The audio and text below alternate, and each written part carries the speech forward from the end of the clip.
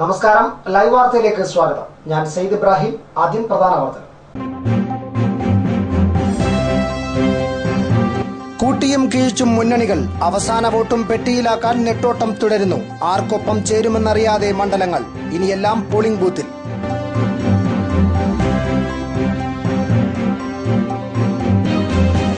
പത്തനാപുരം പാടം കിഴക്കേവെള്ളം തെറ്റിയിലെ ആദിവാസികൾ ഇക്കുറി വോട്ട് ചെയ്യില്ല. നരകയാതനയിൽ നിരവധി കുടുംബങ്ങൾ.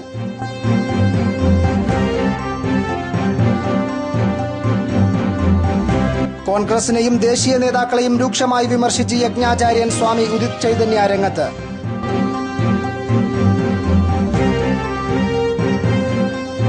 ഭക്തിലഹരിയിൽ പതിനായിരങ്ങൾ പട്ടാഴി ദേവി ക്ഷേത്രത്തിൽ പൊന്നിൻ തിരുമുടി ദർശിച്ചു. അവസാനവട്ട ഒരുക്കവും പൂർത്തിയായി. ഇനി വോട്ടെടുപ്പ്. കേരളം വ്യാഴാഴ്ച പോളിംഗ് ബൂത്തിലേക്ക്.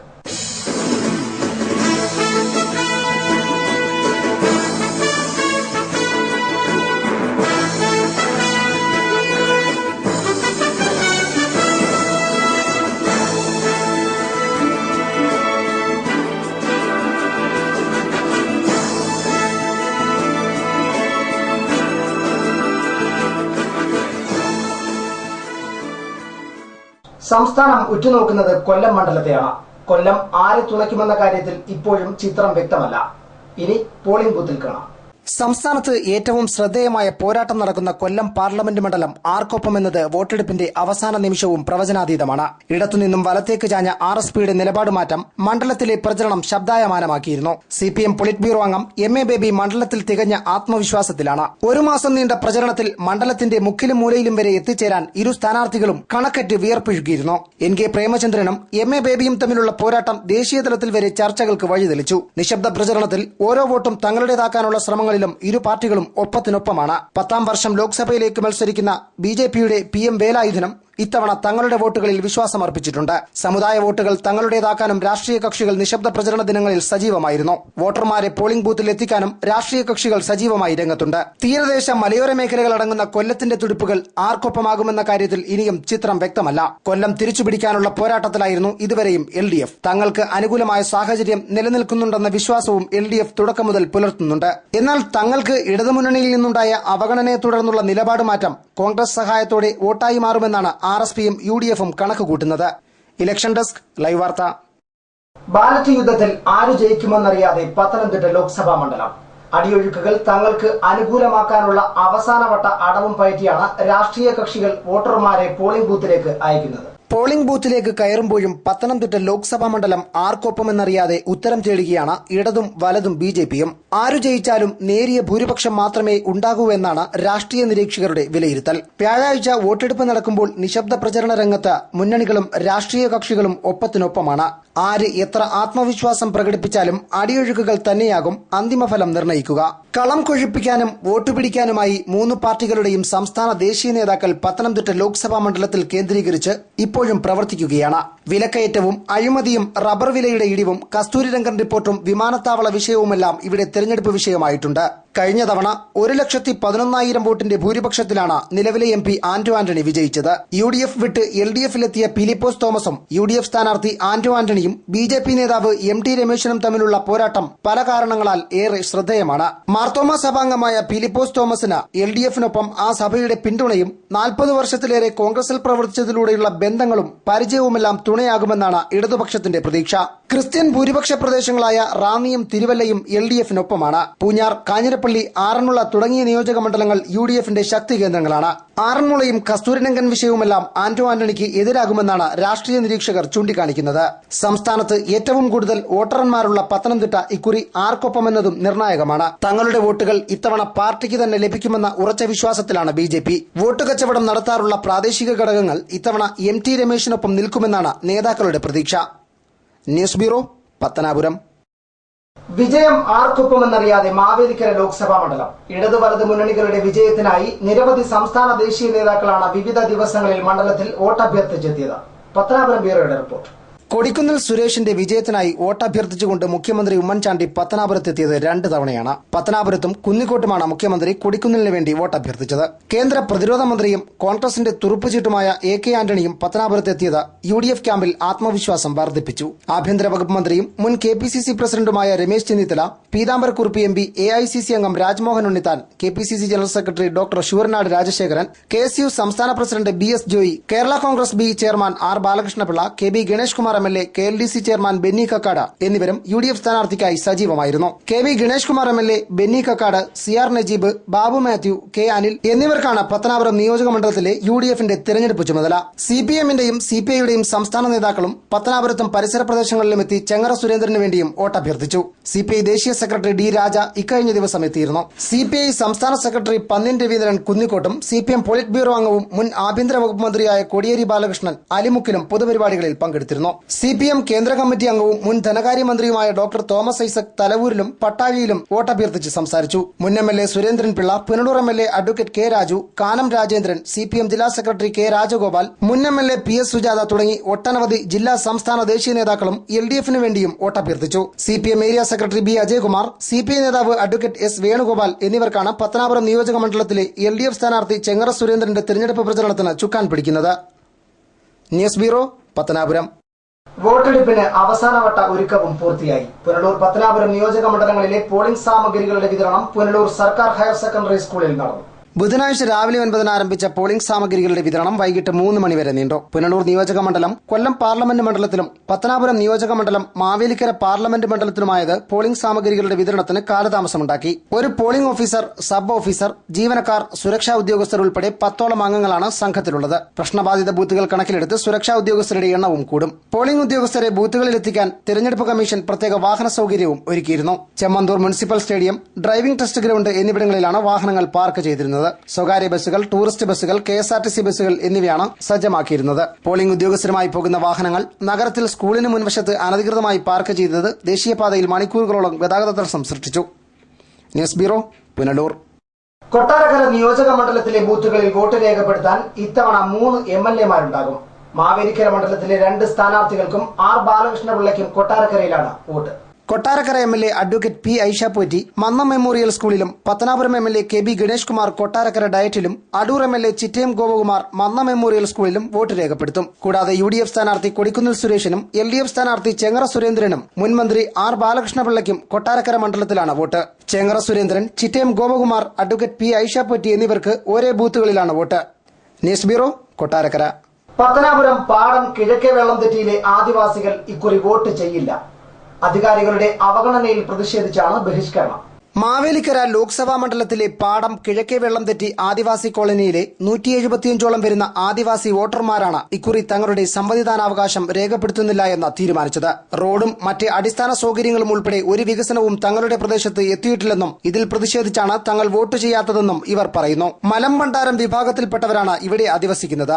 ജയിച്ചു പോകുന്ന ജനപ്രതിനിധികൾ ആരും തന്നെ ഇങ്ങോട്ട് തിരിഞ്ഞു നോക്കാറ് പോലുമില്ലെന്ന് അവഗണിക്കപ്പെട്ട ഈ സമൂഹം പരിതപിക്കുന്നു. തെരഞ്ഞെടുപ്പ് ബഹിഷ്കരണത്തിലൂടെ അധികാരിവർഗത്തിന്റെ കണ്ണു ഉറപ്പിക്കാനുള്ള പരിശ്രമത്തിലാണ് ഇവിടുത്തെ 175 വോട്ടർമാർ. ആരോഗ്യ പരിരക്ഷയ്ക്ക് യോഗ്യമായ ആശുപത്രിയോ പഠിക്കാനൊരു വിദ്യാലയമോ ഗതാഗത യോഗ്യമായ റോഡോ ഇവിടെയില്ല.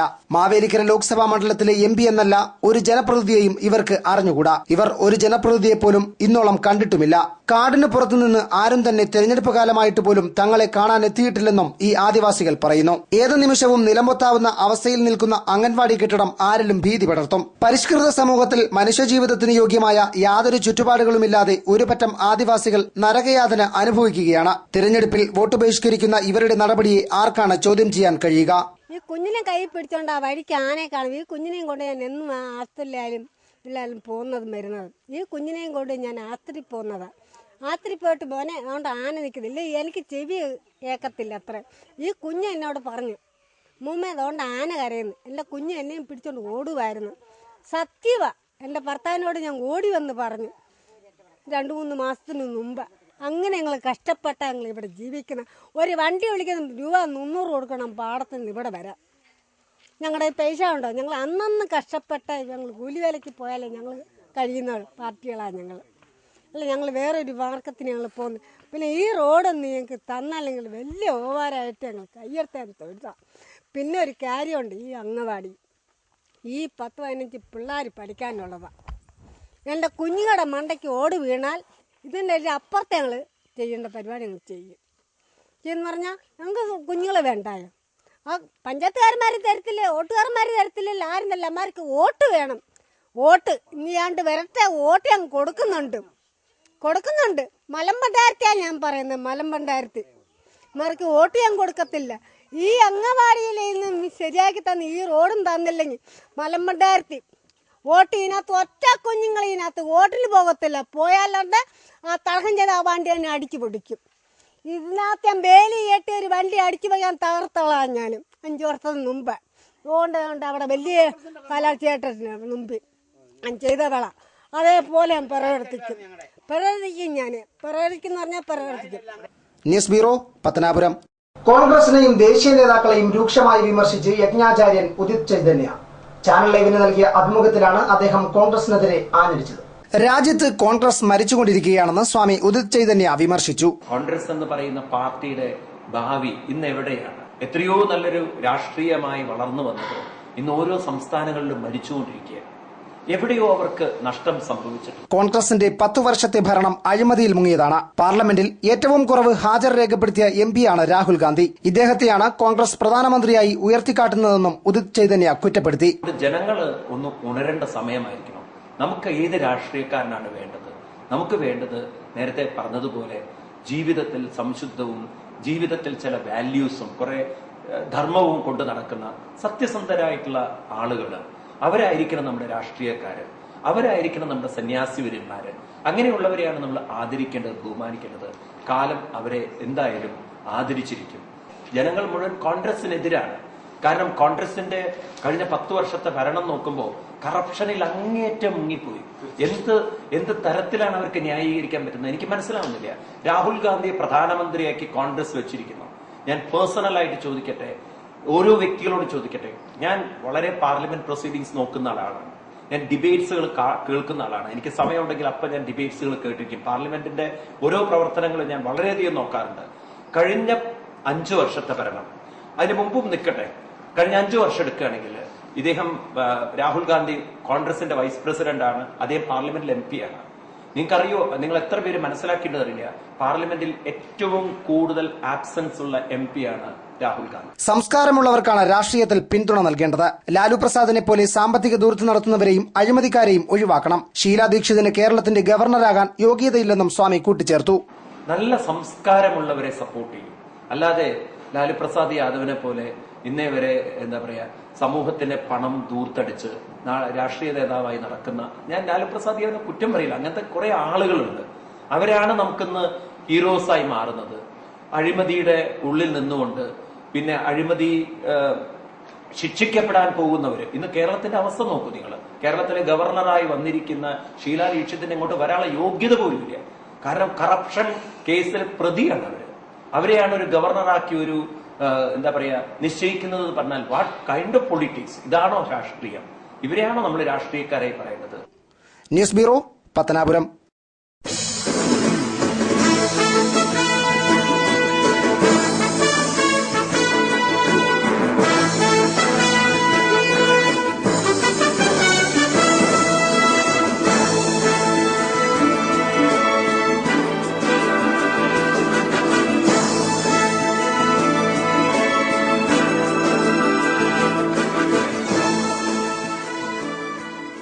ഭക്തിലഹരിയിൽ 10,000 പട്ടാജി ദേവി ക്ഷേത്രത്തിൽ പൊന്നിൻ തിരുമുടി ദർശിച്ചു. ദേവി സായുജ്യം നേരിട്ടനുഭവിക്കാൻ ദേശത്തിന്റെ നാനാദിക്കുകളിൽ നിന്നും 10,000 ക്ഷേത്രത്തിലേക്ക് ഒഴുകിയത്. 10,000 ഭക്തജനങ്ങളാണ് പട്ടാഴി ദേവീക്ഷേത്രത്തിൽ പൊന്നിൻ തിരുമുടി തൊഴുത് സായുജ്യമടഞ്ഞത്. പട്ടാഴി ദേശത്തിന്റെ ഭരണാധികാരി കാമ്പിത്താന്റെ ജന്മനാളായ മീനത്തിരുവാതിര നാളിൽ ഇളയിടത്തുറാണി പട്ടാഴിയമ്മയ്ക്ക് സമർപ്പിച്ച പൊന്നിൻ തിരുമുടി ദർശിക്കാൻ ദേശത്തിന്റെ നാനാദിക്കുകളിൽ നിന്നും 10,000 ക്ഷേത്രത്തിലേക്ക് ഒഴുകിയത്. ദേവീസ്തുതികൾ മുഖരിതമായ അന്തരീക്ഷത്തിലായിരുന്നു ചടങ്ങുകൾ. ഉഷപൂജയ്ക്ക് ശേഷം പുറത്തെടുത്ത പൊന്നിൻ തിരുമുടി വടക്കേയറപ്പുര ക്ഷേത്രത്തിന്റെ മുഖമണ്ഡപത്തിൽ ഭക്തജനങ്ങൾക്കായി പടിഞ്ഞാറ് ദർശനമായി കുടിയിരുത്തി. തിരുമുന്നിൽ നെൽപ്പറ സമർപ്പിക്കാനായും ദർശന സായുജ്യം നേടാനുമായി എത്തിയവരുടെ പടികളുടെ നിര ക്ഷേത്ര കവാടവും കടന്ന് പ്രധാന പാതയ്ക്ക് സമീപം വരെ നീണ്ടു. അഭീഷ്ടസിദ്ധിക്കായി പുരുഷന്മാരുടെ വഴിപാടായ ആൾപ്പിണ്ടി വിളക്കെടുപ്പ് മൂലക്ഷേത്രത്തിലെത്തിയതോടെ തിരുമുടി ക്ഷേത്രത്തിനു പുറത്തെ പൂപ്പന്തലിൽ തെക്കോട്ട് ദർശനമായി വെച്ചു. ആൾപ്പിണ്ടി വിളക്കെടുപ്പിനും സേവയ്ക്കും ശേഷം ചരിത്രപ്രസിദ്ധമായ പൊന്നിൻ തിരുമുടി എഴുന്നള്ളിപ്പ് നടന്നു. മൂലക്ഷേത്രത്തെ 3 വട്ടം വലം വെച്ച് നടന്ന എഴുന്നള്ളിപ്പിന് പിന്നാലെ തിരുമുടി പൂപ്പടക്കൊട്ടിലിൽ കിഴക്കോട്ട് അഭിമുഖമായി വെച്ചതോടെ ചടങ്ങുകൾക്ക് പര്യവസാനമായി. അഭൂതപൂർവമായ ഭക്തജനത്തിരക്കാണ് ക്ഷേത്രസന്നിധിയിൽ അനുഭവപ്പെട്ടത്.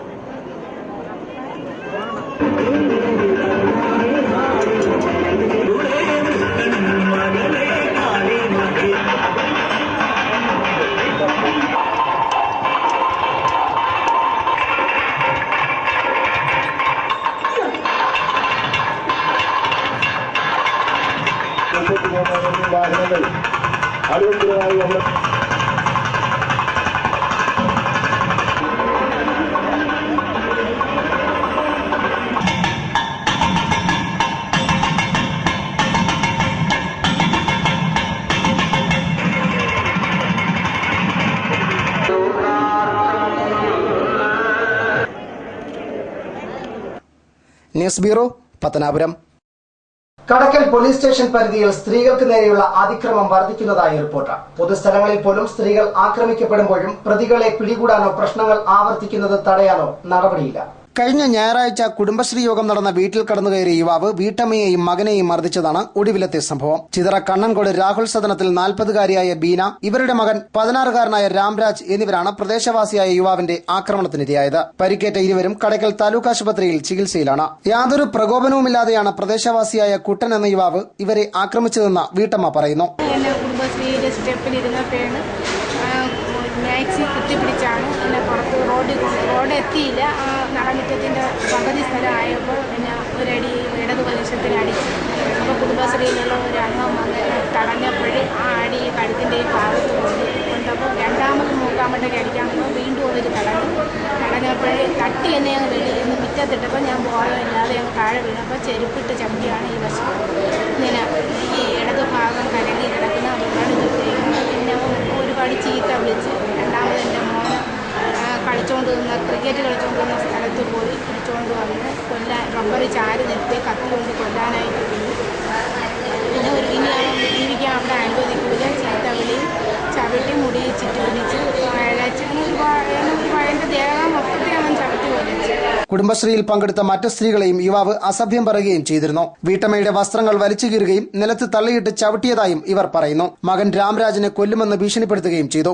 ഓരോ കുടുംബശ്രീയിലെ അംഗത്തെയും നോക്കി ചീത്ത വിളിച്ചത് ഓരോരുത്തരെയും കൊല്ലും, ഓരോരുത്തർക്കും അടിയും തരും. ഇനി കുടുംബശ്രീ ഇവിടെ കൂടാനും ഒക്കില്ല, എങ്ങും കൂടാൻ കൂടുന്ന പച്ച ചീത്തയാണ് വിളിച്ചു പറഞ്ഞാൽ അവൻ്റെ അച്ഛൻ പിടിച്ച് അമ്മ പിടിച്ച് ആര് പിടിച്ചിട്ടും പോകില്ലായിരുന്നു. അമ്മയെല്ലാം കുത്തിപ്പിടിച്ച് ദൂരെയായിരുന്നു.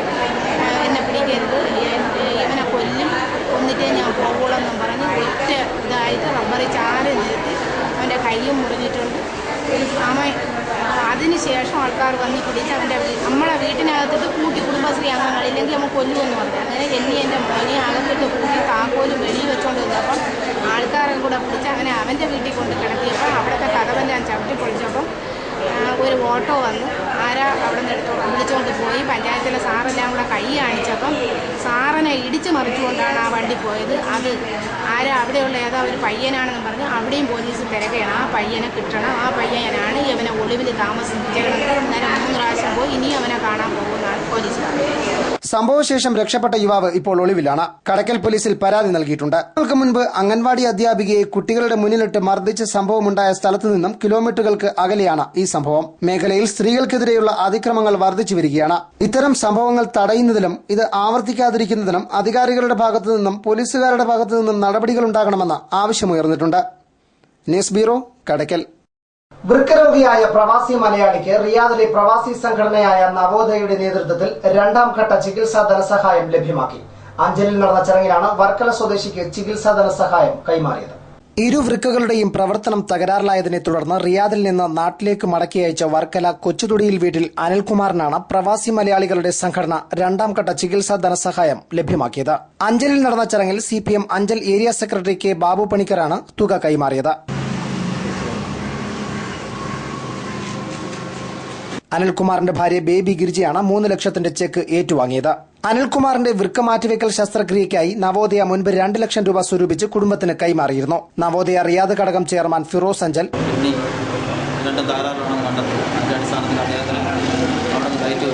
അദ്ദേഹത്തിന്റെ ചികിത്സയ്ക്ക് ആവശ്യമുള്ള സഹായം നൽകുന്നതിന് റിയാദിന്റെ ഇടതുപക്ഷ സംഘടനയാണ് നവോദയ റിയാദ് ദൗത്യം ഏറ്റെടുക്കുകയും അതിന്റെ അടിസ്ഥാനത്തിൽ പ്രാഥമിക ചികിത്സാ ആവശ്യത്തിനായിട്ട് 2 ലക്ഷം രൂപ നേരത്തെ കൈമാറുകയുണ്ട്. CPM ഏരിയ കമ്മിറ്റി അംഗങ്ങളായ S. സൂരജ്, VS. സതീഷ്, ഭാസി തുടങ്ങിയവർ ധനസഹായ വിതരണ ചടങ്ങിൽ പങ്കെടുത്തു. അനിൽകുമാറിന് കിഡ്നിയുടെ ഇത് മാറ്റിവെക്കുന്നതിന് വേണ്ടി നവോദയ സംഘടനയിൽ നിന്ന് നമുക്ക് ഇതുവരെ 5 ലക്ഷം രൂപ ധനസഹായം നൽകിയിട്ടുണ്ട്. News bureau, Anchal. മീനച്ചൂടിൽ ഉരുകിയൊലിച്ച കിഴക്കൻ മലയോരത്ത് കുളിരായി വേനൽ മഴ. തുടർച്ചയായ 3 ദിവസം 1 മണിക്കൂറിലേറെ വേനൽ മഴ ലഭിച്ചെങ്കിലും കനത്ത ചൂടിനും കുടിവെള്ളക്ഷാമത്തിനും അറുതിയായിട്ടില്ല. അവിചാരിതമായി പെയ്ത മഴയിൽ നേരിയ കൃഷിനാശവും റിപ്പോർട്ട് ചെയ്തിട്ടുണ്ട്.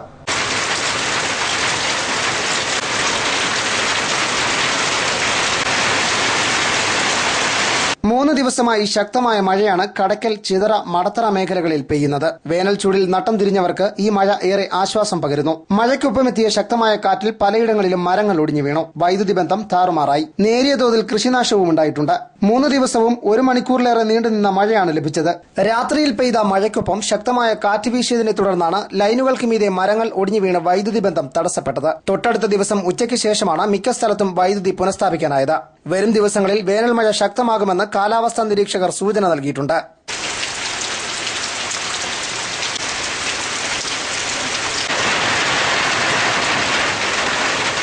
ന്യൂസ് ബ്യൂറോ, കടക്കൽ.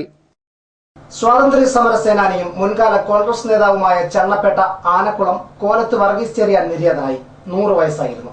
മുൻകാല കോൺഗ്രസ് നേതാവായിരുന്നു. ചണ്ണപ്പേട്ട സർവീസ് സഹകരണ ബാങ്ക് ഡയറക്ടർ ബോർഡ് അംഗം, ചണ്ണപ്പേട്ട ക്ഷീരസംഘം പ്രസിഡന്റ് എന്നീ നിലകളിൽ പ്രവർത്തിച്ചിട്ടുണ്ട്. ക്ലാരമ്മയാണ് ഭാര്യ. KC George, Pamela Thomas, Annamma Jose, DCC അംഗം ചാർലി കോലത്ത്, ബോസ്കോ ചെറിയാൻ, ചാണ്ടപ്പിള്ള എന്നിവർ മക്കളും, മേരിക്കുട്ടി, പരേതനായ Thomas Samuel, Jose, Rosily, Leena എന്നിവർ മരുമക്കളുമാണ്. ശവസംസ്കാരം ശനിയാഴ്ച ഉച്ചയ്ക്ക് 2-ന് ആനക്കുളം സെന്റ് ജോസഫ്സ് ചർച്ച് സെമിത്തേരിയിൽ നടക്കും. പ്രധാന വാർത്തകൾ ഒരിക്കൽ കൂടി.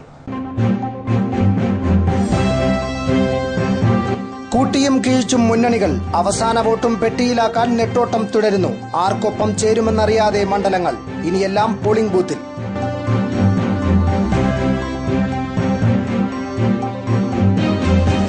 പത്തനാപുരം പാടം കിഴക്കേവെള്ളം തെറ്റിയിലെ ആദിവാസികൾ ഇക്കുറി വോട്ട് ചെയ്യില്ല. നരകയാതനയിൽ നിരവധി കുടുംബങ്ങൾ.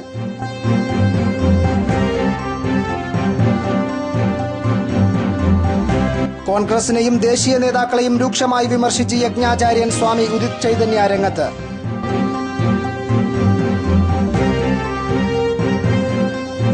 ഭക്തിലഹരിയിൽ 10,000 പട്ടാഴി ദേവി ക്ഷേത്രത്തിൽ പൊന്നിൻ തിരുമുടി ദർശിച്ചു. ന്യൂസ് ബുള്ളറ്റിൻ സമാപിക്കുന്നു. കൂടുതൽ വാർത്തകൾക്കും ദൃശ്യങ്ങൾക്കും www.livevarta.com സന്ദർശിക്കുക. നമസ്കാരം.